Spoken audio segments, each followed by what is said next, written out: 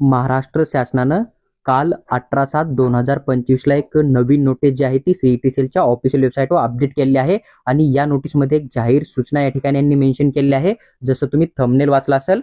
YouTube चॅनलचं आमच्या व्हिडिओवरचं, तर त्यामध्ये जे डाऊट मेन्शन केलेले आहेत की तुम्ही जर एक चूक केली तर तुमचं ऍडमिशन कॅन्सल होईल, त्याचबरोबर तुम्हाला कुठल्याही प्रकारे जे आहे ती फीसचा बेनिफिट दिला जाणार नाहीये. तर पहा या ठिकाणी यांनी मेन्शन केलंय की सध्या राज्यामध्ये जी काय सीईटीची एक्झाम होते किंवा मग वेगवेगळ्या कोर्ससाठी जी काय सीईटी काउन्सिलिंग घेते ना 2025-26च्या ऍडमिशनसाठी, तर त्या वेगवेगळ्या प्रवेश प्रक्रिया या ठिकाणी चालू आहेत. आणि या ठिकाणी काही उमेदवार जे आहेत म्हणजेच विद्यार्थी जे आहेत त्यांनी त्यांच्या ऑनलाईन ऍप्लिकेशन फॉर्म जो आहे तो फिल केलेला आहे. आणि ज्यावेळेस त्यांनी डॉक्युमेंट अपलोड केले आणि सीईटी सेलने ते डॉक्युमेंट व्हेरीफाय केले ना, तर त्यावेळेस त्यांना असं दिसून आलं की जे विद्यार्थी रिझर्व्ह कॅटेगरीमध्ये येतात ना, आरक्षित प्रवर्ग म्हणजे जे विद्यार्थी रिझर्व्ह कॅटेगरीमध्ये येतात त्या विद्यार्थ्यांनी पण या ठिकाणी ईडब्ल्यूएस कोट्यामधून काउन्सिलिंग केलेले आहे. आणि यांनी जे आहे ते त्या ठिकाणी ईडब्ल्यूएसचा बेनिफिट मिळावा म्हणून एक ईडब्ल्यूएसचं डॉक्युमेंट या ठिकाणी अपडेट केलेलं आहे किंवा अपलोड केलेला आहे. म्हणजेच याचा अर्थ असा होतो की राज्यामध्ये सध्या जे काय ऍडमिशन प्रोसेस चालू आहे ना महाराष्ट्र स्टेटची वेगवेगळ्या कोर्ससाठी, तर त्यामध्ये जे काय ऑनलाईन ऍप्लिकेशन फॉर्म फिल झाले तर त्या ठिकाणी सीईटी सेलला असं आढळून आलं की जे विद्यार्थी रिझर्व्ह कॅटेगरीचे आहेत,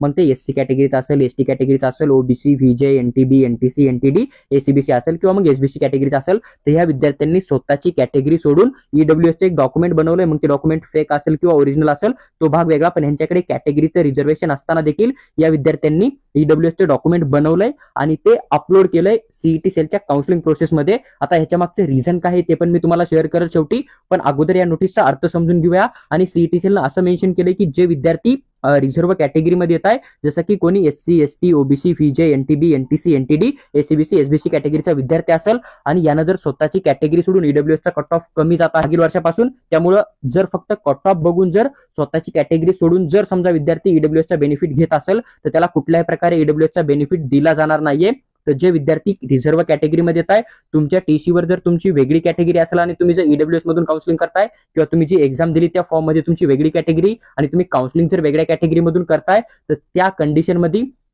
तुमचं जे काय ऍडमिशन आहे 2025चं ते सीट अलॉटमेंट होऊन किंवा तुम्ही किती जरी चांगला स्कोर घेतला असेल तरी पण महाराष्ट्र गव्हर्नमेंट जे आहे ते कॉलेजला सांगन की तुमचं ऍडमिशन जर तुम्ही चुकीची इन्फॉर्मेशन फिल करून स्वतःच्या कॅटेगरीचे बेनिफिट सोडून दुसऱ्या कॅटेगरीमध्ये शिरताय किंवा मग ईडब्ल्यूएस मध्ये बेनिफिट मिळवण्याचा विचार करताय, तर त्या कंडिशनमध्ये तुम्हाला मिळालेली सीट जी आहे ती ज्यावेळेस तुम्ही ऍडमिशन करण्यासाठी जाताना समजा ऑफलाईन डॉक्युमेंट व्हेरिफिकेशन मध्ये, तर त्या ठिकाणी तुम्हाला कुठल्याही प्रकारे ऍडमिशन दिलं जाणार नाहीये. म्हणजे जे रिझर्व्ह कॅटेगरीचे विद्यार्थी त्यांना त्यांच्याच कॅटेगरीचं बेनिफिट जे आहे ते सीट अलॉटमेंट कट ऑफ साठी आणि फीस बेनिफिटसाठी दिलं जाणार आहे. जी तुमची कॅटेगरी असेल त्या कॅटेगरीचे तुम्हाला पूर्णच्या पूर्ण डॉक्युमेंट अपलोड करणं आहेत. आणि ज्या विद्यार्थ्यांनी असा डॉक्युमेंट बनवून अपलोड केला असेल त्या विद्यार्थ्यांनी वेळेत जे आहे ते ऍडमिशन प्रोसेसचे ऑनलाईन फॉर्म क्लोज होण्याच्या अगोदर किंवा ज्यावेळेस तुम्हाला सीट अलॉटमेंट होईल तुम्ही कॉलेजमध्ये ऍडमिशन करायला जाणार आहे ना, तर त्या दिवसापर्यंत तुमचे कॅटेगरीचे डॉक्युमेंट जे आहेत ते तुम्हाला तयार ठेवणं आहे आणि तेच डॉक्युमेंट तुम्हाला सबमिट करणं आहे. किंवा मग ज्यावेळेस सीईटी सेल वेगवेगळ्या कोर्ससाठी एक एडिट विंडो ओपन कराल ना, तर त्यावेळेस तुमचा ऍप्लिकेशन फॉर्म तुम्हाला ईडब्ल्यूएस मधून एडिट करून तुमच्या ओरिजिनल कॅटेगरीमध्ये कन्वर्ट करणं आहे आणि त्याच कॅटेगरीमधून तुम्हाला ऍडमिशन घेणं आहे. तुम्ही जर रिझर्व्ह कॅटेगरीमध्ये येत आहे पण ईडब्ल्यूएसचा कट ऑफ कमी जातोय म्हणून जर ईडब्ल्यूएसचे बेनिफिट घ्यायचा विचार करत आहात, तर तुम्हाला जे आहे ते पुढे चलून खूप मोठी प्रॉब्लेम येऊ शकते. सीईटी सेल डायरेक्ट तुमचं ऍडमिशन कॅन्सल पण करू शकतं आणि तुम्हाला जे आहे ती जनरल कॅटेगरीची पूर्ण पण फीस भरावी लागते. या गोष्टीचा विचार करा आणि मगच तुम्ही जे आहे ते तुमची कॅटेगरी सोडून ईडब्ल्यूएस मधून फॉर्म फिल करू शकतात. सीईटी सेलला खूप सारे मुलं जे आहेत ते स्वतःची कॅटेगरी सोडून ईडब्ल्यूएस मधून काउन्सिलिंग करताना दिसून आले आहेत म्हणून त्यांनी ही नोटीस या ठिकाणी अपडेट केलेली आहे. पहा आता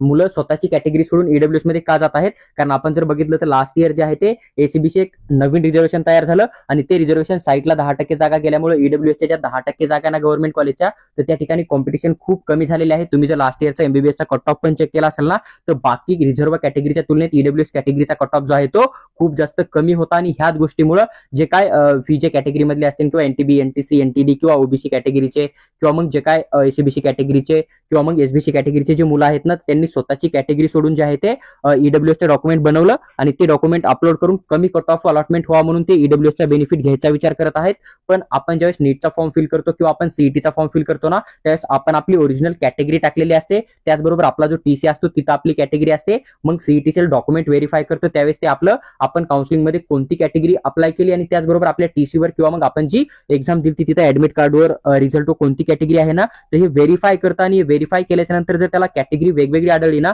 तर मग तुमच्यावर ऑब्जेक्शन घेऊन तुमचं ऍडमिशन जे आहे ते सीईटी सेल कॅन्सल करेल. आणि हीच गोष्ट सीईटी सेलला खूप जास्त